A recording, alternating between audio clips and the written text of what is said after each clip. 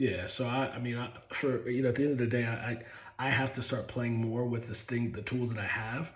The reality is that oftentimes we have all these tools. It's really you kind of go into the cargo piece, right? So cargo, that the whole cargo model, the cargo framework, creativity, access to tools and resources. And when you stop on the access to tools and resources, oftentimes we already have the tools and resources that we need. Oftentimes we already have, like, I've got a bag of stuff here, man.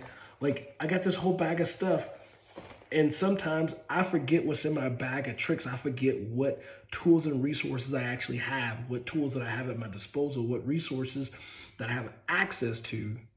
Sometimes we just got to actually sit down and figure out what do we really have on hand, and then figure out how do we use those and how do we leverage those so that we can really dial things up.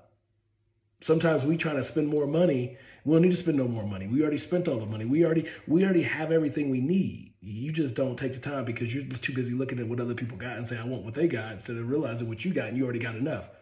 Sometimes that's the same thing with your capabilities, right? With who you are as a person, with what skills you bring to the table.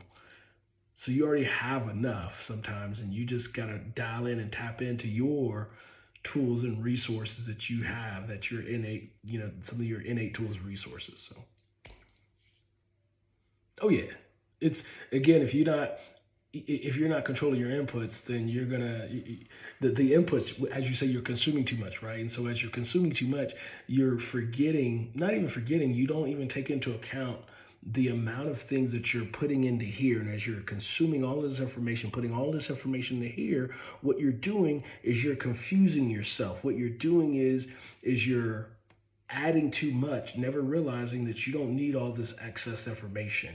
You don't need all this excess stuff. You know what they say is that the data means nothing if you don't know how to process it and leverage it and turn it into something useful.